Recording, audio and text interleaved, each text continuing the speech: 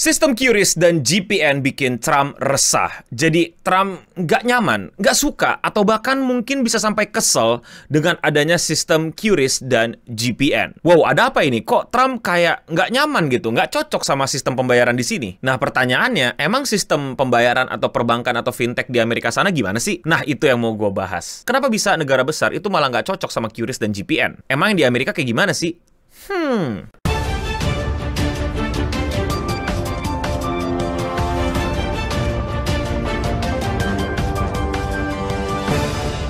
Di video kali ini tujuan gue tidak untuk ngebahas bagaimana Indonesia dan Amerika bernegosiasi tentang masalah tarif yang ditetapkan sama Donald Trump. Melainkan gue pengen sharing ke teman-teman tentang apa sih bedanya atau bagaimana sih kira-kira perbankan atau fintech yang ada di Amerika dibanding di sini. Jadi fokusnya itu ya, gue cuma pengen sharing aja gitu. Orang tuh transfer duit gimana, bayar-bayar gimana sih di Amerika, emang beda ya? Jawabannya beda banget. Bahkan gue bisa bilang sangat jauh ketinggalan. Dan gue yakin deh, pasti kalau lu punya temen dari Amerika, terus lu bawa ke Indonesia, dan lu nunjukin gimana kita ngebayar, ngetransfer, melakukan kegiatan perbankan lainnya, mereka bakal kayak, what?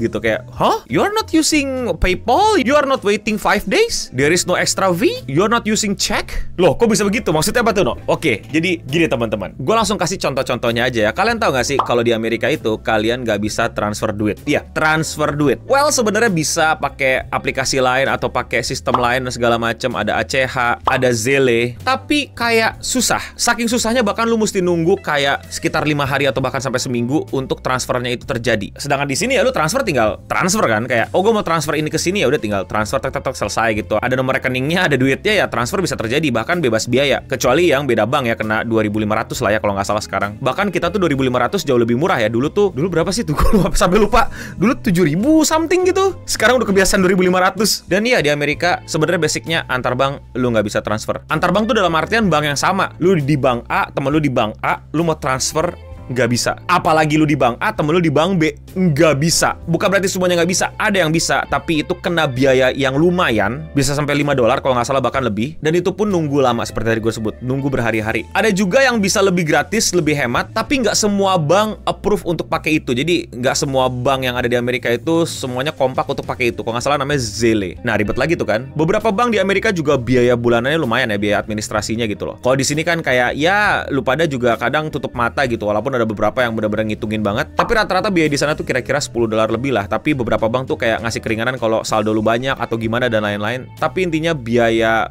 bulanannya atau administrasinya itu lumayan gede. Tidak semua bank, ini hanya rata-rata. Lagi-lagi cuman pengen ngasih tau aja perbandingannya. Dan habis itu pembayaran yang bukan transfer gitu. Kan kita biasa juga bayar-bayar ada yang pakai transfer kan. Nah, di sini ada teknologi QRIS atau QRIS atau QRIS. Banyak banget lah yang nyebutin. Pokoknya QRIS itu ya tinggal kalian scan, bayar kan, terus kayak tada selesai gitu. Di Amerika juga ada gitu yang udah pakai barcode, tapi itu bukan dari langsung rekening bank lo. Biasanya kalau nggak Apple Pay itu Google Pay. Tapi katanya beberapa bank udah ada yang bisa kayak gini. Iya, kalian tuh mesti transfer dulu duitnya ke isi Apple Pay kalian, dompet Apple kalian ya, atau ke Google Wallet kalian, baru kalian bisa melakukan pembayaran QRIS tersebut. Atau tap-tap, ada juga yang tap-tap. Oh ya, kalau kalian mau transfer di Indonesia itu kalian kan tinggal kayak tahu nomor rekening kalian berapa, terus nomor rekening teman kalian berapa, bahkan nggak perlu nomor rekening kalian ya, kalian ke teman kalian aja gitu, nomor rekening berapa dan lain-lain, selesai. Kalau di sini ada account number plus routing number. Routing number tuh apa ya? Ya pokoknya kayak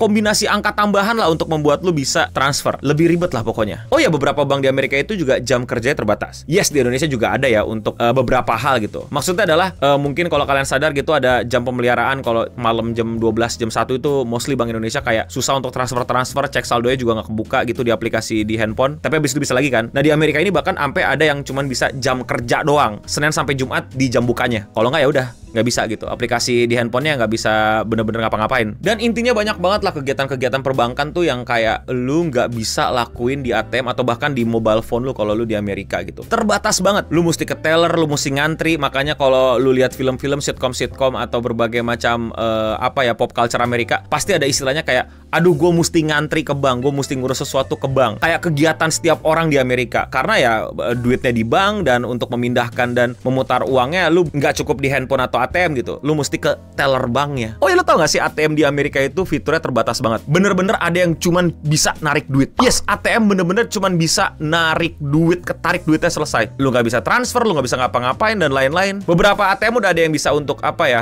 setor duit juga sih, tapi gak bisa transfer bro. Nggak bisa. Ada beberapa tapi mostly nggak bisa ada namanya istilahnya transfer ke ATM, bayar-bayar sesuatu di ATM gitu kan. Lu juga ngantri-ngantri gitu kan, kalian lihat di minimarket gitu kan. Ya ATM di sana ya kasarnya cuman buat narik duit. Oh, fun fact juga, kalau nggak salah ini temen gue pada cerita, gue sih agak nggak percaya ya, tapi entah kenapa jadi percaya gitu kalau lu tahu bahwa lu punya rekening 2 biji nih di bank yang sama gitu. Iya, lu nggak bisa transfer.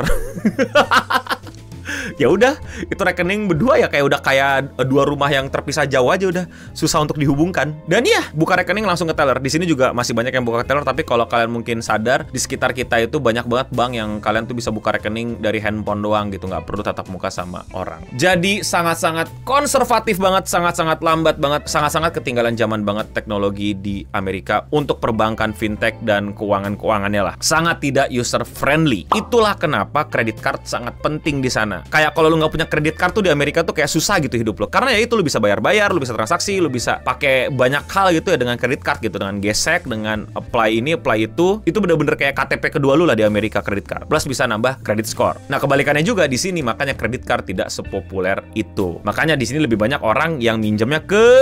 Tapi kita balik ke Amerika aja. Oh ya, kalian tau gak sih kalau misalnya kalian juga suka nonton film-film di Amerika, mereka tuh ada kayak cek. Nah, itu pembayaran melalui cek, kertas cek. Wah, itu pembayaran yang paling sering gua denger sebagai hal yang merugikan, tau nggak? Ya, bayar sesuatu, bilang nama saya Eno, pakai rekening ini, silakan diambil sebesar $100 gitu. Buat bayar-bayar orang, atau bayar-bayar apapun, atau mungkin lu bayar sewa, atau lu bayar gaji orang, dan lain-lain. Itu bisa dipalsuin dengan gampang, bro. Lu tau gak sih film apa?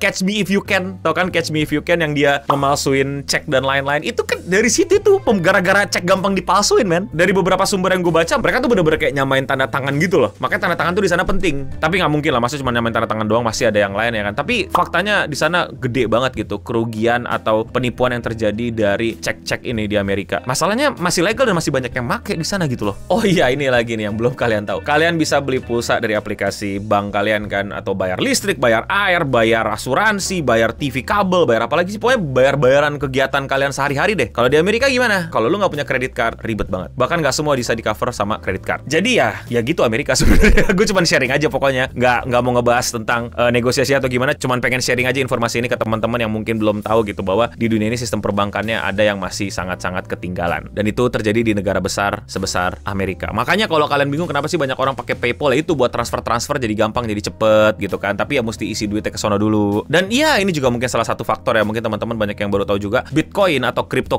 things lainnya itu populer banget di Amerika. Karena ya itu, gue nggak tahu sih sekarang masih bisa dibilang rendah apa enggak gitu. Biaya transfernya tuh rendah gitu. Dan dalam hitungan menit tuh kalian bisa transfer antar orang gitu dengan cepet gitu loh. Nggak ribet kayak perbankan Amerika untuk transfer. Dan ada hal-hal lainnya ya, kayak desentralisasi dan mungkin juga value-nya dan lain-lainnya dan community-nya. Tapi setidaknya itu adalah salah satu faktor kenapa Bitcoin itu juga apa ya, gampang banget gitu menjalar kemana-mana di sudut-sudut kemasyarakatan di Amerika. Tidak kayak di sini. Enggak, ini nggak fokus ngebahas kripto, cuman pengen sharing aja. Jadi itulah bagaimana fintech di Amerika sana. Ada yang mau nambahin silakan, atau ada yang mau koreksi silakan. Dan ya tentu saja saya bukan ahli perbankan, saya bukan ahli fintech, saya cuma orang yang cukup sering baca-baca tentang banyak hal di Amerika dan cukup tahu lah ada apa di Amerika, dan punya beberapa teman lah yang bisa diajak ngobrol di Amerika. Jadi kalau misalnya saya ada keliru, mohon maaf dan silakan dikoreksi di bawah. Dan mungkin teman-teman ada yang mau nambahin gitu, kayak bang gue ini bang gue itu bang gitu, kayak gue pernah ini bang, gue pernah itu gitu, atau mungkin lagi kuliah di Amerika dan bisa sharing-sharing bagaimana nih sistem Amerika. Oh iya, ini juga salah satu fakta unik tentang Amerika ya. Dan ini gue nggak tahu ini bilangnya fitur yang Amerika somehow lebih bagus daripada Indonesia atau malah enggak gitu. Ini kalian yang tentuin di kolom komentar di bawah ya. Jadi kalian itu kalau di Indonesia ya, kalau misalnya gue nggak tahu deh, beberapa bank kan kayaknya nggak bisa deh. Lagi-lagi correct me if I'm wrong ya. Misalnya saldo dulu 100.000, lu nggak bisa tuh narik 120.000. Nggak bisa dong, karena saldo dulu cuma 100.000. Lu bisa naik 100.000, atau bahkan beberapa bank tuh setahu gue nggak bisa narik pas jadi bikin saldo lu 0. Di Amerika, kalau lu misalnya cuma punya $100 di rekening dan lu mau narik $200, bisa. Hah? kok gitu, kok dapat $200, 100 dolarnya dari mana? Kan punyanya 100. Ya ambilnya 100 doang dong, kok bisa dapat 200? Nah itu namanya overdraft, alias kalian auto ngutang ke bank $100 dan langsung dikenain bunga dan lain-lain. Tapi ada beberapa bank yang nggak ada fitur ini, ada beberapa yang juga ada tapi mesti ada persetujuan. Tapi beberapa kasus sih gue baca kayak lu buka rekening di situ udah pasti kayak mengaktifkan sistem tersebut untuk overdraft itu, overtarik jumlah uang jadi auto ngutang. Ya jadi itulah sharing-sharing saya tentang bagaimana keuangan di Amerika. Silahkan banget dan please banget kalian kritisi di bawah, tambahin di bawah, koreksi di bawah. Tapi kalau menurut kalian bagaimana? Komen di bawah. Kalau kalian suka sama konten-konten sharing-sharing info mengenai negara luar dan kalian mau support channel ini, lakuin dengan sesimpel klik tombol subscribe aja. Dan ya, sekian seputar internet untuk episode kali ini. Gue No Bening pamit undur diri, dan untuk kita semua, stay clean and sound.